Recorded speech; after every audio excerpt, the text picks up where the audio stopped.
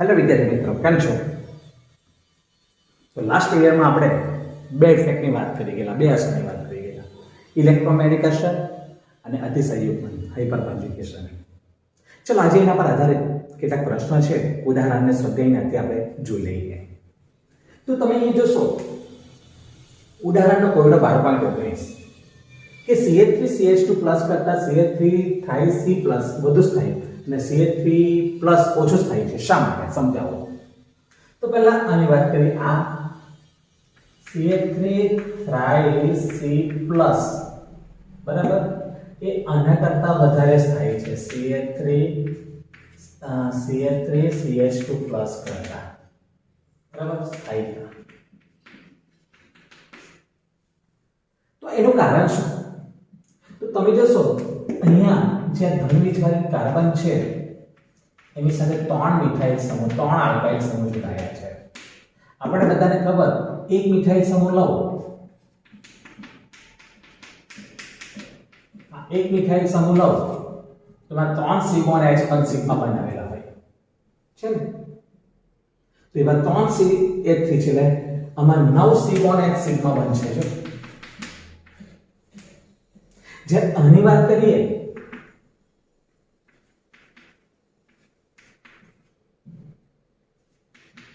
તો એક જ મિથાઇલ સમૂહ એટલે આલ્કાઇલ સમૂહ સાથે જોડાયેલા ધન વીજભારિત કાર્બન સાથે જોડાયેલા 3 સિગ્મા H પણ સિગ્મા બને. એટલે આના કરતા આમાં સિગ્મા બન આલ્કાઇલ સમૂહના સિગ્મા બનની સંખ્યા વધારે, મિથાઇલ સમૂહના સિગ્મા બનની સંખ્યા વધારે. જો એટલે આના કરતા આમાં અતિસંયુગ્મનની પારસ્પરિક ક્રિયા વધારે થાય અને જેમાં અતિસંયુગ્મનની પારસ્પરિક ક્રિયા વધારે થાય તેની સ્થિરતા વધારે. એટલે આમાં આલ્કાઇલ સમૂહ મિથાઇલ સમૂહના 9 સિગ્મા H બન અને આમાં આલ્કાઇલ મિથાઇલ સમૂહના 3 સિગ્મા H બન. આમાં સિગ્મા બનની સંખ્યા વધારે એટલે આમાં અતિસંયુગ્મનની પારસ્પરિક ક્રિયા વધારે થાય અને જેમાં અતિસંયુગ્મનની પારસ્પરિક ક્રિયા વધારે થાય તેની સ્થિરતા વધારે. એટલે આના કરતા આની સ્થિરતા વધારે. જો બરાબર. ચાલો, અને આ CH3+ એના કરતા પણ ઓછું થાય. તો આમાં આપણને ખબર છે ઇક્વલ આલ્કાઇલ સમૂહના C1H બંને મળે.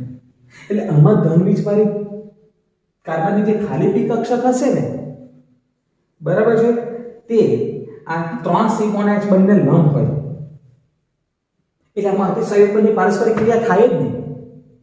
એટલે એની સ્થિરતા બધા કરતા ઓછી. ક્લિયર? તો આ રીતે અહીંયા સમજી શકાય. ફરીથી આ તૃતીય કાર્બોકેટાયન છે એમાં જોશો મિથાઇલ સમૂહના 9 સિગ્મા H સિગ્મા બન. ઇથાઇલ કેટાયન છે એમાં મિથાઇલ સમૂહના 3 સિગ્મા H સિગ્મા બન. તો આના કરતા સિગ્મા બનની સંખ્યા વધારે આલ્કાઇલ સમૂહના એટલે એમાં અતિસંયુગ્મનની પારસ્પરિક ક્રિયા વધારે થાય અને જેમાં અતિસંયુગ્મનની પારસ્પરિક ક્રિયા વધારે થાય તેની તે કાર્બોકેટાયનની સ્થિરતા વધારે એટલે આની સ્થિરતા આના કરતા વધારે.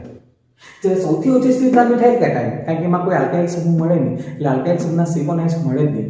બીજું કે આ ધન વીજભારિત કાર્બન છે એની ખાલી પી કક્ષક આ 3 જે સિગ્મા H બન છે એને લંબ છે એટલે અહીંયા અતિસંયુગ્મનની પારસ્પરિક ક્રિયા થતી જ નથી એટલે એની સ્થિરતા બધા કરતા ઓછી હોય. ક્લિયર? આ રીતે સમજી શકાય. પરીક્ષામાં 2 માર્કમાં આ પ્રશ્ન પૂછાતો હોય છે, ધ્યાનમાં રાખો. ચલો નેક્સ્ટ પ્રશ્ન પર જઈશું. સ્વાધ્યાય 12.10. તો પાઇ પ્રણાલી સાથે જોડાયેલા આલ્કાઇલ સમૂહ શા માટે ઇલેક્ટ્રોન દાતા તરીકે વર્તે છે? તો એનું કારણ છે અતિસંયુગ્મનને કારણે, હાઇપર કોન્જ્યુગેશનને કારણે. ચલો ઉદાહરણ આપણે વધારે ખ્યાલ આવશે. પ્રોપેન આપણે જોઈ લીધા છે. પ્રોપેન એટલે CH3 CH double bond CH2. તો આપણી અસંતૃપ્ત પ્રણાલી, જો પાઇ પ્રણાલી કહેવાય આ, બરાબર. અહીંયા લખો આ પાઇ પ્રણાલી, તેની સાથે જોડાયેલો આલ્કાઇલ સમૂહ જો એના 3 સિગ્મા H સિગ્મા બોન્ડ છે ને. ચલો સમજો કે આ સિગ્મા H પર ના ઇલેક્ટ્રોન અહીંયા આવે, અતિસંયુગ્મન થાય, પાઇ પ્રણાલી તરફ આકર્ષાય છે કે, બરાબર છે. એટલે અતિસંયુગ્મનને કારણે દાતા તરીકે વર્તે. એટલે આ ઇલેક્ટ્રોન અહીંયા આકર્ષાય જો એટલે અહીંયા આપણને ખબર ડબલ બોન્ડ બની જવાનો અને એક ઇલેક્ટ્રોન ગુમાવ્યા એટલે પ્લસ, બરાબર છે. એટલે અહીંયા ડબલ બોન્ડ બનવાનો, એની અસરથી આ પાઇ બોન્ડ તૂટવાનો અને ઇલેક્ટ્રોન આ કાર્બન મેળવી લે અને કાર્બન ઇલેક્ટ્રોન મેળવે એટલે માઇનસ જો છે ને. ઇલેક્ટ્રોન દાતા તરીકે વર્તો કે ને આલ્કાઇલ સમૂહનો સિગ્મા H બંને ઇલેક્ટ્રોન જો ચલો હવે આ આનો વારો આવ્યો. હવે આની વાત કરીશું. તો આ અહીંયા આવશે એટલે આ બે બને અહીંયા રહેવાના. ચલો આ ઇલેક્ટ્રોન ગુમાવવાનો એટલે પ્લસ, અહીંયા ડબલ બોન્ડ બની જવાનો. ચલો આ 5 બાય 2 તૂટી ગયો ને ઇલેક્ટ્રોન આની પાસે એટલે માઈનસ છે ને. હવે આ સિગ્મા બંને ઇલેક્ટ્રોન હવે આના જશે જો. હવે એના જાય આ ઇલેક્ટ્રોન ગુમાવે જો એટલે અહીંયા ડબલ બોન્ડ બની ગયો. આ 5 બાય 2 તૂટી ગયા, ઇલેક્ટ્રોન અહીંયા આવી ગયા, જોઈ શકો છો. તો આ રીતે અતિસંયુગ્મનની કારણે, અતિસંયુગ્મનની પ્રક્રિયાને કારણે તમે જોશો આ આલ્કાઇલ સમૂહના જે C1H બંધના જે ઇલેક્ટ્રોન છે તે અસંતૃપ્ત પાઇ પ્રાણી તરફ ખેંચાય. એટલે આ આલ્કાઇલ સમૂહ ઇલેક્ટ્રોન દાતા તરીકે વર્તે છે. કોને કારણે? અતિસંયુગ્મનને કારણે. તમે આ પ્રોપીનના ઉદાહરણ દ્વારા જોઈ શકો છો. જો આ ખેંચાતા હોય છે ને.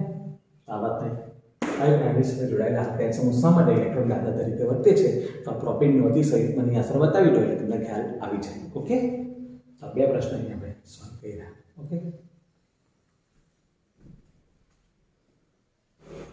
ચલો સ્વાધ્યાયનો 12.17 પ્રશ્ન. પ્રેરક અસર અને ઇલેક્ટ્રોમેગ્નેટિક અસર શબ્દને વ્યાખ્યાયિત કરો. કઈ ઇલેક્ટ્રોન વિસ્થાપન અસર નીચે દર્શાવેલા કાર્બોક્સિલિક એસિડની એસિડિકતાનો સાચો ક્રમ સમજાવી શકે છે? ચલો એમાં પહેલું અને બીજું બે આપેલા છે. તો પહેલું સમજીએ. તો તમે જોશો આ બધામાં ટ્રાઇક્લોરોએસિડિક એસિડ, ડાઇક્લોરોએસિડિક એસિડ ને મોનોક્લોરોએસિડિક એસિડ છે. તો ક્લોરીન છે. તો પહેલા બધાને આપણને ખબર કે આની એસિડિક પ્રવણતા સમજાવી હોય તો ક્લોરીનની -I અસર એટલે કે ઇલેક્ટ્રોન આકર્ષક અસર દ્વારા આ બાબતને સમજાવી શકાય. બરાબર?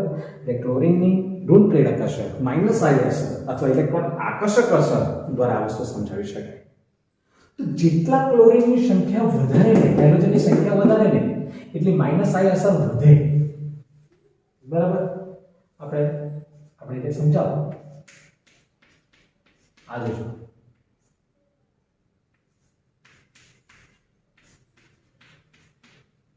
આ પહેલું બંધારણ.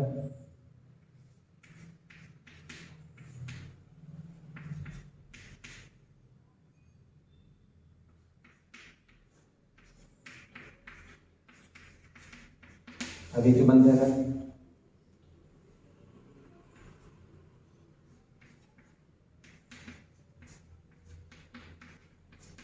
ત્રીજો બંધારણ.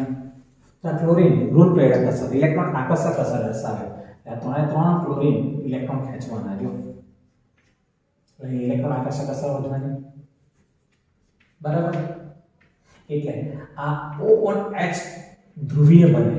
એટલે O- ડેલ્ટા, ડેલ્ટા માઇનસ ના ડેલ્ટા પ્લસ. આમાં જો બે ઇલેક્ટ્રોન આકર્ષક સમૂહ એટલે અહીંયા O1H બની ધ્રુવીયતા થોડી ઓછી હોય.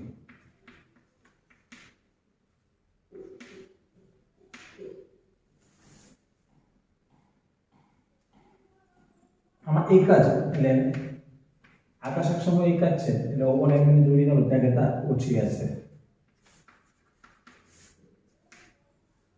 એનો મતલબ જેટલા ક્લોરીનની સંખ્યા વધારે હશે એટલી -I અસર વધારે હશે. અને એટલો આ તમારો O1H બંધ જે ધ્રુવીય બનવાનો તો એની ધ્રુવીયતા વધારે ને વધારે હશે. અને એને કારણે O1H બંધ વધુ ને વધુ નિર્બળ બને. એટલે H+ દાન કરવાની વૃત્તિ વધી જાય એટલે વધારે એસિડિક હોય. ક્લિયર? ફરીથી આમાં એક જ ક્લોરીન, એન્સરકમમાં બે ક્લોરીન, આમાં 3 ક્લોરીન. એટલે આમથી આમ જઈશું તો ઇલેક્ટ્રોન આકર્ષક અસર વધતી જાય, -I અસર વધતી જાય. અને એને કારણે આ O1H બંધ વધુ ને વધુ ધ્રુવીય બનતો જાય. બરાબર? આના કરતા આ O1H બંધ વધારે ધ્રુવીય, એના કરતા આ વધારે ધ્રુવીય. અને જેટલી ધ્રુવીયતા વધારે એટલે H+ દાન કરવાની વૃત્તિ વધારે એટલે આની એસિડ પરિબળની પ્રવણતા વધારે. ઓકે, એટલે આ રીતે કામ આપી શકાય. ચલો આને સમજી લઈએ. ચલો આ છે પ્રોપેનોઇક એસિડ. ઓકે, એ રીતે અહીંયા આપણે સમજીએ. તો આમાં મેઇન છે આને સમજાવવું હોય તો CH3 મિથાઇલ સમૂહની +I અસર દ્વારા એટલે ઇલેક્ટ્રોન દાતા અસર દ્વારા આને સમજી શકાય અથવા ધન પ્રેરક અસર દ્વારા સમજી શકાય. બરાબર છે?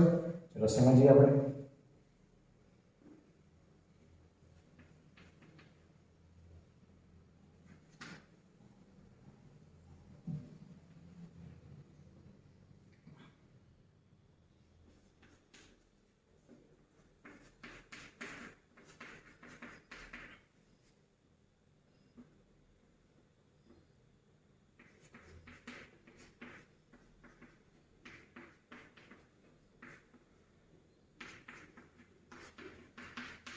બીજું શું લખ્યું?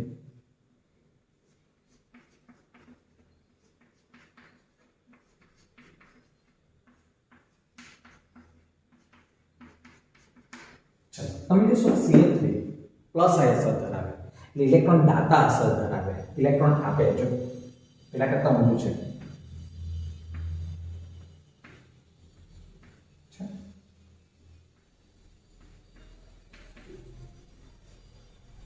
અહીંયા 2 ઇલેક્ટ્રોન દાતા સમૂહ,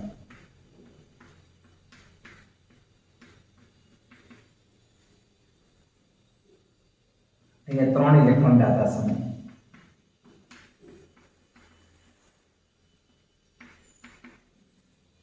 તમે જોશો જેમ જેમ અહીંયા આલ્કાઇલ મિથાઇલ સમૂહની સંખ્યા વધતી ગઈ, જો આમાં 1 જ છે, આમાં 2 છે અને આમાં 3 છે, તો તેમ તેમ આ પ્લસ આઈ અસર વધતી જાય. અને પ્લસ આઈ અસર વધતી જાય તો આ O બોન્ડ H બંધની ધ્રુવીયતા ઘટતી જાય. અને બંધની ધ્રુવીયતા ઘટે તો આ H+ વધુ ને વધુ જોડાયેલો રહે, એટલે H+ ની દાન કરવાની વૃત્તિ ઘટી જાય, એટલે એસિડ તરીકેની પ્રવર્તન ઘટી જાય. ક્લિયર? પાછળ એકવાર આ મિથાઇલ સમૂહ પ્લસ આઈ અસર દર્શાવે, ઇલેક્ટ્રોન દાતા અસર દર્શાવે, જેને કારણે અહીંયા એક મિથાઇલ સમૂહ છે એટલે આને ઇલેક્ટ્રોન દાન કરવાની વૃત્તિ એક જ. આની પ્રકારમાં 2 છે અને 3 છે, તો જેમ જેમ મિથાઇલ સમૂહની સંખ્યા વધે તેમ પ્લસ આઈ અસર વધે. પ્લસ આઈ અસર વધે એટલે O બોન્ડ H બંધની આ ધ્રુવીયતા શું થાય? ઘટતી જાય. અને એને કારણે પેલો H+ વધુ ને વધુ આકર્ષાયેલો રહે, અને એને કારણે H+ ની દાન કરવાની વૃત્તિ ઘટે, એટલે એસિડ તરીકેની પ્રબળતા ઘટે છે. બરાબર? એટલે અહીંયા આ ક્રમ આવી શકે, જે મિથાઇલ સમૂહ પ્લસ આઈ અસર દ્વારા સમજાવી શકાય. બરાબર? તો અહીંયા આ ક્લોરીનની માઇનસ આઈ અસર દ્વારા સમજાવી, અને મિથાઇલ સમૂહની પ્લસ આઈ અસર દ્વારા આ બાબતને હું સમજાવી. ખ્યાલ આવી ગયો ને? બરાબર? ધ્યાનમાં રાખવાનું. ચલો નવા ટોપિક પર જઈશું, કાર્બનિક પ્રક્રિયાઓના પ્રકાર.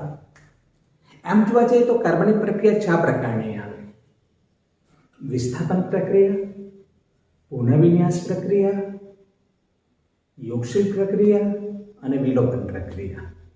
બરાબર? ફરીથી કાર્બનિક પ્રક્રિયાના 4 પ્રકાર: વિસ્થાપન પ્રક્રિયા, પુનઃવિન્યાસ પ્રક્રિયા, યોગશીલ પ્રક્રિયા અને વિલોપન પ્રક્રિયા.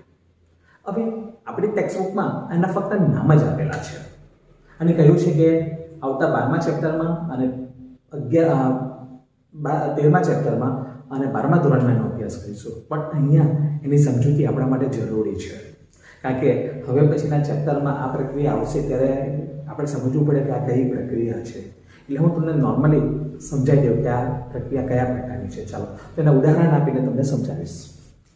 તો પહેલા આપણે પ્રક્રિયા જોવાના છે વિસ્થાપન પ્રક્રિયા.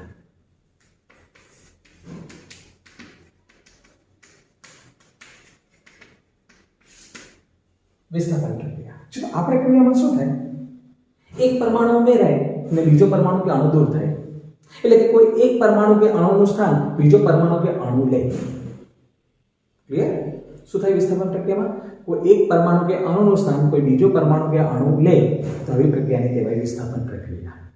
હા, આ પ્રક્રિયામાં સંકરણ બદલાતું નથી, સંકરણમાં કોઈ ફેરફાર નહીં થાય, જે સંકરણ હોય તે જ બદલાતું નથી.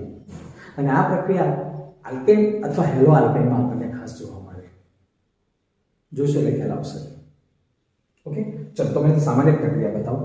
સમજી લો, મારી પાસે એક એવી પ્રક્રિયા છે, સામાન્ય પ્રક્રિયા બતાવવાનો છું. મારી પાસે એવી પ્રક્રિયા છે જેમાં A પરમાણુ અને B પરમાણુ વચ્ચે બનશે. જો આ 2 પરમાણુ વચ્ચે, અને એની પ્રક્રિયા C પરમાણુ સાથે કરો તો આ C પરમાણુ શું કરશે? આ B પરમાણુનું સ્થાન લઈ લેશે. જો અને B પરમાણુ દૂર થઈ જશે, તો અહીંયા C પરમાણુએ B પરમાણુનું સ્થાન લઈ લીધું. જો એટલે B પરમાણુ દૂર થઈ ગયો, તો આ પ્રક્રિયાને કહેવાય વિસ્થાપન પ્રક્રિયા. જો છે ને, ઉદાહરણ આપી દો એટલે વધારે ખ્યાલ આવી જશે તમને. આ મિથેન લો, જો CH4, એની પ્રક્રિયા ક્લોરીન સાથે કરો સૂર્યપ્રકાશની હાજરીમાં, તો શું થશે? કાર્બન સાથે 4 હાઇડ્રોજન જોડાયેલા હોય, તેમાંથી એક હાઇડ્રોજનનું સ્થાન આ ક્લોરીન પરમાણુ લેશે. ક્લોરીન સાથે કારણે હાઇડ્રોજન 4 છે, તેમાંથી એક હાઇડ્રોજન જતો રહેવાનો, એનું વિસ્થાપન થવાનું, એટલે 3 લઈ લેવાના અને એક ક્લોરીન એનું સ્થાન લઈ લેવાનું. જો અને આમાંથી એક હાઇડ્રોજન જવાનો અને આમાંથી એક ક્લોરીન, એટલે HCl થવાનું. અને આ પ્રક્રિયામાં આ જે બન્યાનું નામ ક્લોરોલિક છે અને આ પ્રક્રિયાને વિસ્થાપન પ્રક્રિયા તરીકે ઓળખાય છે. બીજું એક ઉદાહરણ આપણે વધારે કહેવું છે, આ ઇથેન છે અને બ્રોમિન સાથે પ્રક્રિયા કરો. જો બરાબર યુવી અલ્ટ્રાવાયોલેટ હશે તો સેમ આમાં 3 હાઇડ્રોજન છે, એમાંથી એક હાઇડ્રોજન એનું સ્થાન એટલે 2 હાઇડ્રોજન અહીં આવવાના, એનું સ્થાન બ્રોમિન રહેશે. એક આ છે ને 2 અને H2 અને 1 બ્રોમો ઇથેન અથવા બ્રોમો ઇથેન બને છે. તો આ પ્રક્રિયાને નામ આપવામાં આવે વિસ્થાપન પ્રક્રિયા. ક્લિયર એકદમ? પાછું એકવાર રિપીટ કરી લઉં. આ પ્રક્રિયામાં કોઈ એક પરમાણુ દૂર થાય એની જગ્યાએ બીજો પરમાણુ ઉમેરાય કે અણુ ઉમેરાય. તમે જોશો એક પરમાણુ સ્થાન બીજો પરમાણુ લઈ લે આવી પ્રક્રિયાને કહેવાય વિસ્થાપન. આલ્કેન અને હેલો આલ્કેનમાં આ પ્રકારની પ્રક્રિયા જોવા મળે છે.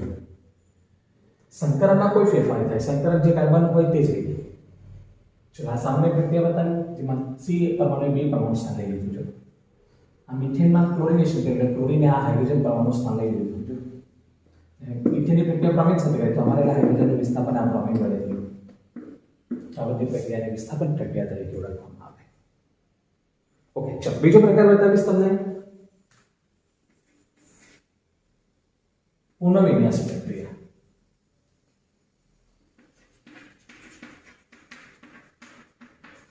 પુનઃવિન્યાસ પ્રક્રિયા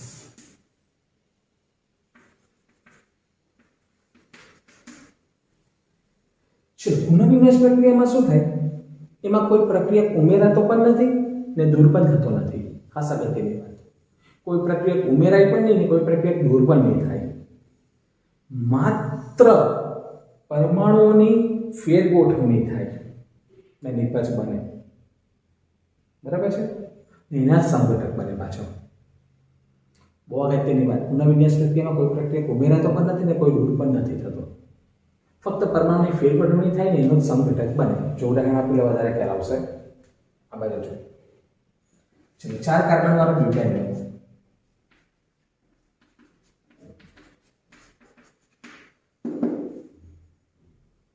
આ એન બ્યુટેન છે, સીધી રેખામાં જો એનું સામાન્ય નામ.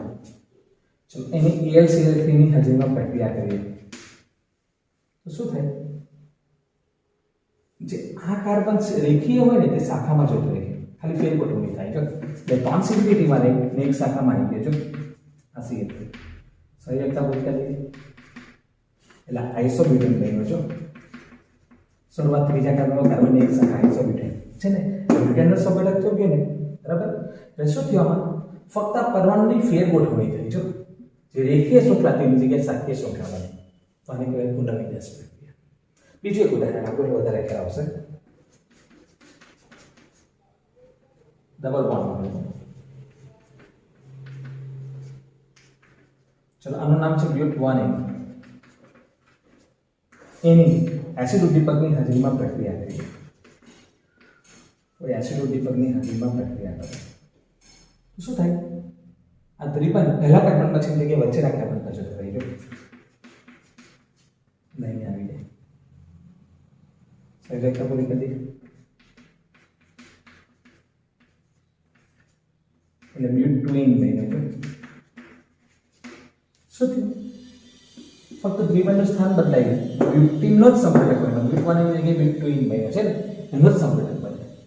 એટલે પુનઃવિન્યાસ પ્રક્રિયામાં ક્લિયર, એમાં કોઈ પ્રક્રિયા ઉમેરાતો પણ નથી ને કોઈ દૂર પણ થતો નથી, અને ફક્ત પરમાણુની ફેરગોઠવણી થાય. જો રેખીય તો શાખીય બને, ત્રિબંધ પહેલા ક્રમમાં તો બીજા ક્રમમાં એટલે ફક્ત પરમાણુની ફેરગોઠવણી થાય ને એનો જ સંઘટક બને. જો આ એન બ્યુટેનનો AlCl3 ની હાજરીમાં બન્યો તો આઇસોબ્યુટેન બન્યો, એનો જ સંઘટક.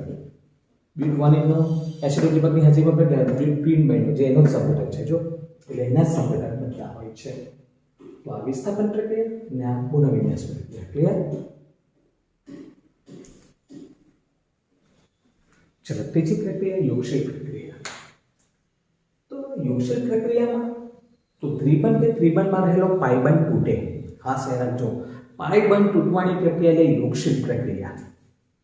શું થાય, તો બીજો પદાર્થ ઉમેરાય પ્રક્રિયકમાં અને નિપજ તરીકે એક જ સંયોજન મળે, એટલે કે બે અણુ ભેગા થઈને એક જ અણુ મળે, એટલે અહીંયા એક જ નિપજ મળે છે. આ પ્રક્રિયા આલ્કીન અને આલ્કાઇનમાં જોવા મળે, જેમાં દ્વિ પાઈ બંધ હોય તેમાં જોવા મળે. આલ્કીનમાં એક પાઈ બંધ હોય અને આલ્કાઇનમાં ટ્રિપલ બોન્ડ એટલે બે પાઈ બંધ હોય. અને આ પ્રક્રિયામાં સંકરણનો પ્રકાર બદલાય. ધારો કે આલ્કીન તરીકે sp2 સંકરણ હોય તો બદલાઈને sp3 થઈ જાય, અને આલ્કાઇન તરીકે sp સંકરણ હશે તો બદલાઈને sp2 થશે. બરાબર, પ્રક્રિયા જોઈએ એટલે ખ્યાલ આવશે. ચલો, જો મેં આલ્કીન તરીકે આલ્કીન લીધો તો આપણને ખબર આ બે કાર્બન વચ્ચે એક સિગ્મા અને એક પાઈ બને, એની ક્લોરીન સાથે પ્રક્રિયા કરે તો શું થાય? આપણે એકદમ સ્ટોપમાં યાદ રાખવાની ટેકનિક આપો. ક્લોરીનમાં Cl2 ના બે ભાગ પડે, Cl અને Cl. તો એક ક્લોરીનને દ્વિબંધની ડાબી બાજુના કાર્બન હોય અને એક ક્લોરીનને દ્વિબંધની જમણી બાજુના કાર્બન હોય. એટલે એક ક્લોરીન અહીંયા આવશે અને બીજો ક્લોરીન અહીંયા આવશે, જો, અને બે પરમાણુ ઉમેરાય એટલે એક પાઈ બંધ તૂટે. ચાર ઉમેરાય એટલે તો બે પાઈ બંધ તૂટે. એ તો ટ્રિપલ બોન્ડમાં જોવા મળે.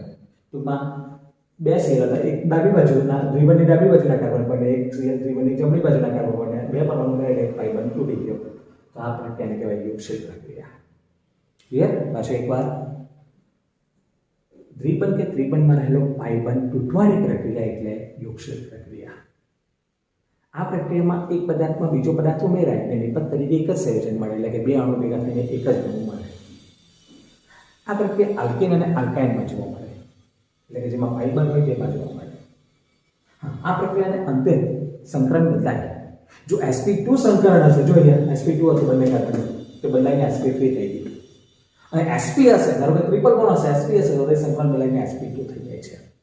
નાતે યુગશીલ પ્રક્રિયા. ક્લિયર?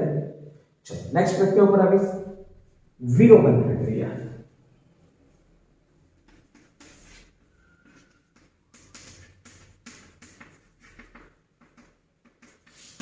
વિલોપન પ્રક્રિયા યુગશીલ પ્રક્રિયા કરતા આખી વિરુદ્ધ છે. પાઈ બંધના નિર્માણની પ્રક્રિયા, એટલે આમાં પાઈ બંધનું નિર્માણ થાય, પેલામાં પાઈ બંધ તૂટે, એમાં પાઈ બંધનું નિર્માણ થાય. શું થાય? એક જ અણુ હોય તેનું વિલોપન થાય અને બે અલગ અલગ અણુ સંયોજનો મળે. પેલામાં બે ના એક થાય, એમાં એકના બે થાય, એટલે એક જ પ્રકારના અણુનું વિલોપન થઈ જાય અને બે અલગ અલગ નિપજ બને, સંયોજન બને. આ પ્રક્રિયા આલ્કોહોલ અને હેલો આલ્કેનમાં જોવા મળે. આ પ્રક્રિયાના અંતે પણ સંકરણ બદલાઈ જાય. જો sp3 હશે તો sp2 થશે, ને sp2 હશે તો sp થશે. અહીં પાઈ બંધ બનવાનું ને, બરાબર છે? ફરીથી આ પ્રક્રિયામાં પાઈ બંધના નિર્માણની પ્રક્રિયા થાય, એટલે કે એક જ પ્રકારનો અણુ હોય તો એનું વિલોપન થાય ને અલગ અલગ સંયોજન બને. આલ્કોહોલ ને હેલો આલ્કેનમાં આ પ્રક્રિયા જોવા મળે. અને આ પ્રક્રિયાના અંતે પરમાણુનું સંકરણ બદલાય. જો sp3 હશે તો sp2 થશે, અને sp2 હશે તો sp થશે. બરાબર? ચલો જોઈએ વિલોપન પ્રક્રિયા. ચલો મેં આલ્કોહોલ લઉં છું, બે કાર્બન વાળું. જો ચાલ કરતા બોલી કાઢો, આનું નામ તમને ખબર જ છે, ઇથેનોલ. ચલો Al2O3 ની હાજરીમાં એને ગરમ કરો. તો વિલોપન પ્રક્રિયા આવે ને તો મેં તમને એક ટેકનિક આપી દઉં, બહુ કામ લાગશે. તો ગમે ત્યારે પણ વિલોપન પ્રક્રિયા આવે તો આલ્ફા અને બીટા કાર્બન નામ આપવાનું રાખો. આલ્ફા કાર્બન કોને કહેવાય ને બીટા કાર્બન કોને કહેવાય? તો સમૂહ સાથે જોડાયેલો જે કાર્બન હોય ને તેને આલ્ફા કાર્બન કહેશો, અને આલ્ફાના પડોશી કાર્બનને બીટા કાર્બન કહેવામાં આવે. ધ્યાન રાખજો. શું? સમૂહ સાથે જોડાયેલો કાર્બન આલ્ફા અને આલ્ફાની બાજુવાળો બીટા. ચલો, શું થાય પ્રક્રિયાના અંતે? તો આલ્ફા કાર્બન પરથી સમૂહ જશે, એટલે આલ્ફા કાર્બન પરથી સમૂહ ગયો એટલે OH ગયો. બીટા કાર્બન પરથી આ જ જાય એટલે CH2 જગ્યા CH2, ને આલ્ફા અને બીટાની વચ્ચે દ્વિબંધ બને એટલે પાઈ બંધ ઉમેરાય. જો શું યાદ રાખવાનું? સમૂહ સાથે જોડાયેલો કાર્બન આલ્ફા અને આલ્ફાની બાજુવાળો બીટા. આલ્ફા કાર્બન ઉપરથી સમૂહ જાય, બીટા ઉપરથી હાઇડ્રોજન જાય, અને આલ્ફા અને બીટાની વચ્ચે દ્વિબંધ એટલે કે પાઈ બંધ ઉમેરાય. જો અને આ ઇથેન બન્યો. ચલો આના પરથી OH ગયો, આના પરથી આ જોઈએ એટલે H2 દૂર થયો. જો તો આ જે પ્રક્રિયા છે તમે જોશો અહીંયા પાઈ બંધ ઉમેરાયો, એટલા વિલોપન પ્રક્રિયા કહેવાય. બરાબર? ચલો બીજું એક ઉદાહરણ આપણે વધારે ખ્યાલ આવશે.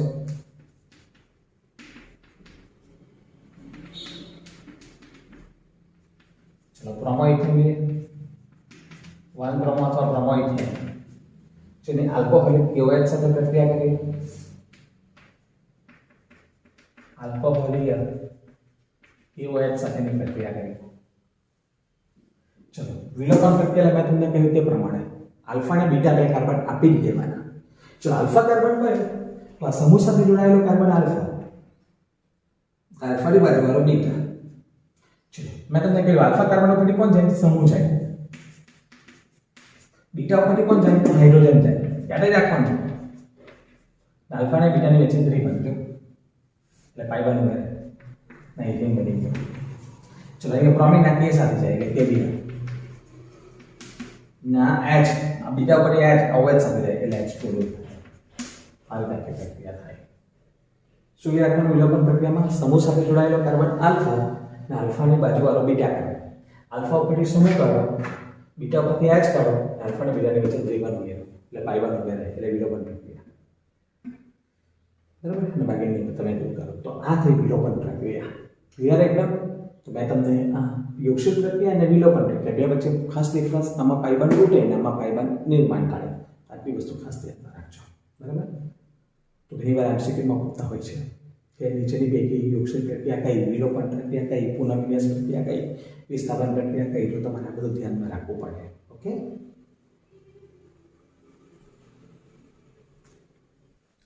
ચલો હવે એક નવો ટોપિક, કાર્બનિક સંયોજનના શુદ્ધિકરણ માટેની પદ્ધતિઓ. તો આપણે વાત કરીએ કોઈ પ્રાકૃતિક સ્ત્રોતમાંથી, કુદરતી સ્ત્રોતમાંથી નિષ્કાસિત કરેલો હોય અથવા તો પ્રયોગશાળામાં સંશ્લેષિત કરેલું કોઈ કાર્બનિક સંયોજન હોય તો એને શુદ્ધ અવસ્થામાં લાવવું જરૂરી, શુદ્ધ સ્વરૂપમાં લાવવું બહુ જરૂરી હોય છે. હવે આ કાર્બનિક સંયોજનના શુદ્ધિકરણ માટેની જુદી જુદી પદ્ધતિઓ છે એ કાર્બનિક સંયોજનની પ્રકૃતિ અને તેમાં રહેલી અશુદ્ધિઓને આધારે ઉપયોગમાં લેવાતી હોય છે. કઈ પદ્ધતિ ઉપયોગમાં લેવાય તેના પર આધાર રાખતા હોય છે. તો એવા કાર્બનિક સંયોજનના શુદ્ધિકરણ માટે અલગ અલગ પદ્ધતિઓ છે. જેમાંની પહેલી પદ્ધતિ છે એનું નામ છે ઉદ્ધવપાટન.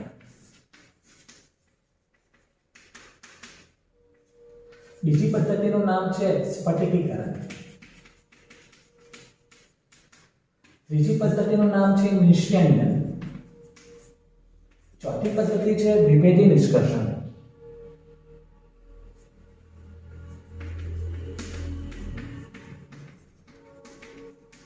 અને પાંચમી પદ્ધતિ છે ક્રોમેટોગ્રાફી.